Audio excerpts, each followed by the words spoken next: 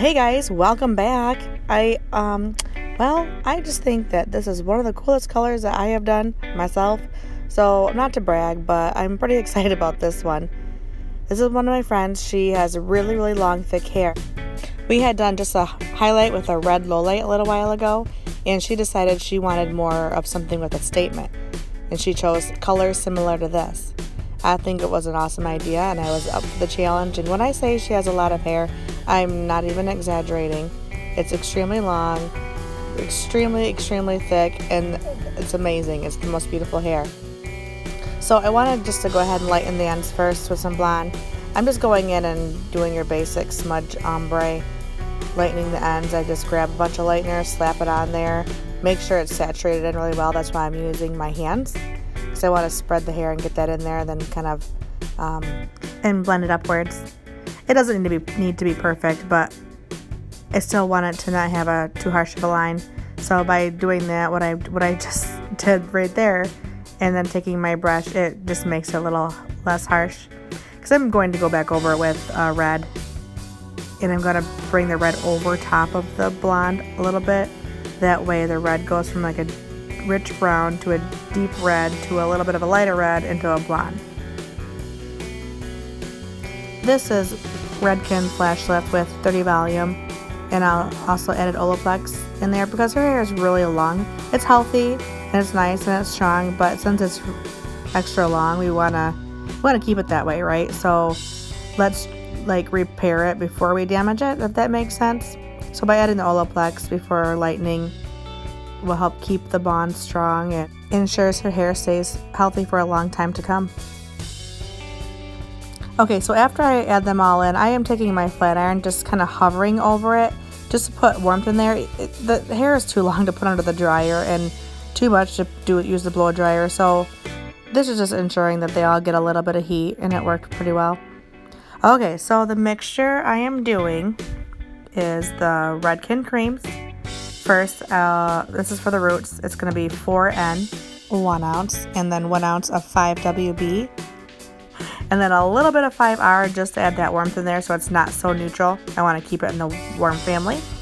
And this will be the red that we're using. I'm mixing up Havana. It's a wonderful color. Actually, it's the 6.66. I use an ounce of that with 2 ounces of the 6.66 and a half ounce of 6C. And the copper's in there just to basically add some orange tones to the red to keep it on the warmer side rather than the cooler side. So even though I looked through my viewfinder and it didn't look like this, it's a little off center. I used a lens over my phone, and I must have just knocked it right after I looked at it and made it off center. So what I'm doing is I'm sectioning all my sections out first, so I can just grab the clip and drop it down as I put it on. It just makes things a lot easier and neater. You're probably used to my videos by now where I will always do this. That way I'm in control and I don't have to separate the hair out as I go. Her hair is still damp on the end, but that's fine. It's dry from roots to mid shaft where the color is going to be applied, and where it's still damp, it'll just help the color melt down better.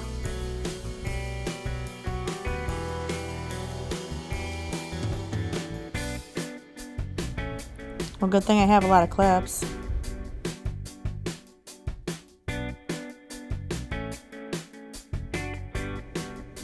I'm putting the towel around her neck, kind of tucking it into the collar of her cape, so the towel's long ways hanging down, so her hair, so basically the towel covers most of the area her hair will touch. So applying the first formula, I always do the underneath layer darker and bring it down further. So I bring that most of the way down.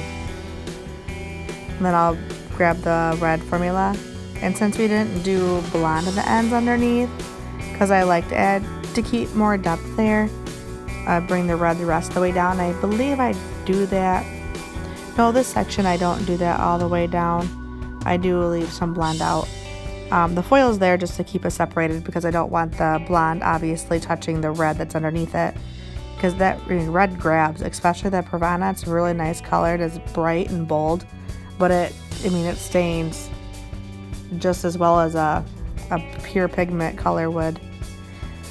Okay, so doing the roots, smudging it down, and then melting the two together, really, basically. I kind of will do the dark between 2 fingers and then the red between 2 different fingers, so I can keep them smudged separately.